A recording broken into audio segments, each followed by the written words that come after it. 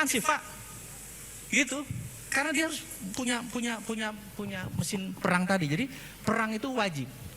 Nah, apalagi yang didominasi? Jadi informasi, teknologi, militer, itu masih Amerika Pak. China dua yang didominasi, distribusi, karena itu ada dia beli 80 pelabuhan di dunia. Di luar Shenzhen Guangdong China punya, dia 80. Mulai dari Greek, di Sri Lanka, Yunani, dia beli sebagai distribution channel dan produksi. Dia mendominasi sektor produksi dan mendominasi distribusi.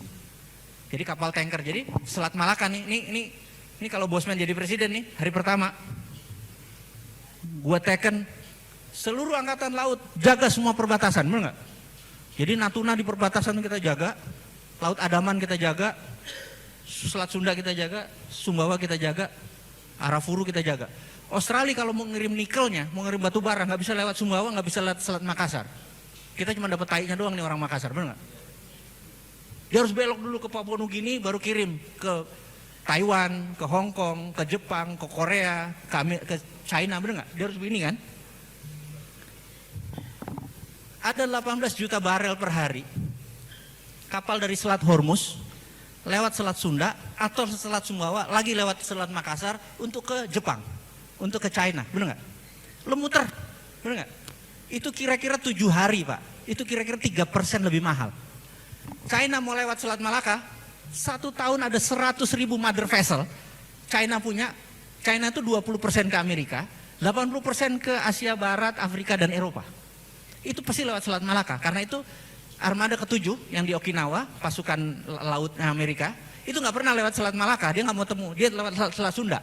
Jadi sewaktu ada orang Indonesia pengen bikin Selat Sunda di antara Sumatera sama Jawa, Amerika protes. TW waktu itu kan, karena begitu di atas dipasang dan Cina yang bangun, kapal perang dia lihat dipotretin, paham ya? Jadi mulai ngerti ada geopolitik ini ya. Nggak sesederhana itu Pak, bisnis itu nggak, negara ngelola negara tuh nggak sederhana seperti ngelola wali kota atau gubernur Pak. Banyak sekali unsur-unsur seperti tadi. Nah, jadi kalau itu ditutup semua, mereka yang dari utara harus lewat, kan lebih mahal biayanya. Kita bilang mau lewat Indonesia, bayar 1% dari nilai value barang Anda. 1% itu 3.000 billion atau 3 triliun dolar. 1% itu 30 billion. Kita nggak usah, itu udah hampir berapa tuh? Hampir 100 triliun rupiah udah. Masyarakat jadi nggak usah repot-repot untuk pajak lah.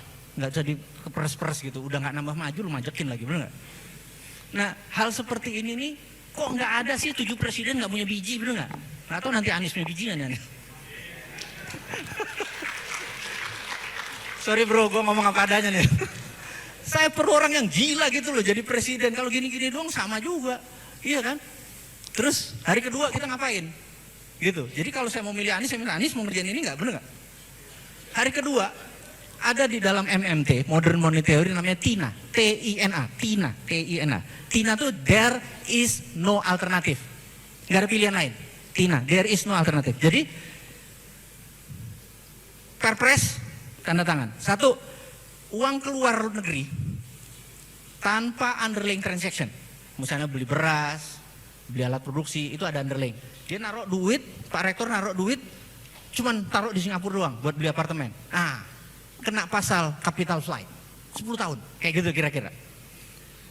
Kedua, mulai jam 24.00 deposito zero. Jadi Pak Rektor punya 1 triliun, biasanya dapat 50 miliar, total jadi 0, pening palanya, bener nggak? Ada 5.600 triliun duit di bank, bunganya 0, apa yang terjadi? Bapak kalau punya duit 100 miliar, pening nggak pala lu? Apa yang Anda lakukan? Anda tarik keluar, bener nggak? Bisnis apa lu? Ini anak-anak kampus kita ini kayaknya bikin ini, gue invest, bener nggak? Ekonomi tumbuh dalam semalam, jadi udah negaranya syariah, bener nggak? Ekonomi muter dalam semalam, nggak perlu ngutang bos. Itu kalau MMT dipakai, Modern Monetary Theory, paham ya ininya? Nah, jadi ada TINA, dedolarisasinya, terus ada strategi tadi. Ini yang membuat kita sebenarnya ada banyak solusi kalau kita memahami namanya geopolitik dan geoekonomi. Apa itu geopolitik? Geonya geografi, kekuatan geografi untuk keunggulan ekonomi. Itu namanya geoekonomi. Kalau politik, kekuatan geografi untuk keunggulan, untuk deterrent faktor, alat penggentar.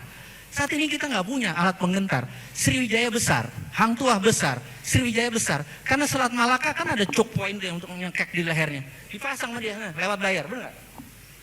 Kenapa kita nggak berani kayak Hang Tuah? Nggak punya biji kan? Sorry ya, capek bahasa basi gua. Jadi ngomong gigi 5 aja supaya Anda ngerti bahwa gila ya, negara kita negara besar ya. Kita ini di tengah kekuatan ini semua. Kok kita nggak ngelihat diri kita malah wah keren ya Jeff Bezos, wah keren ya Putin, bener nggak? Iya dia keren. Tapi lu ngapain cuma ngimpi doang gitu kan? Yuk kita bergerak gitu kan? Nah ini mulai masuk ke topiknya nih. Jadi prolog dulu Bu dari tadi Bu. Jadi teman-teman saya mau dua hal yang mudah-mudahan kita udah dapat tentang kekuatan alam kita dan geopolitik dan geoekonomi. Nah, sekarang kita masuk ke mikronya. Tadi makro kan?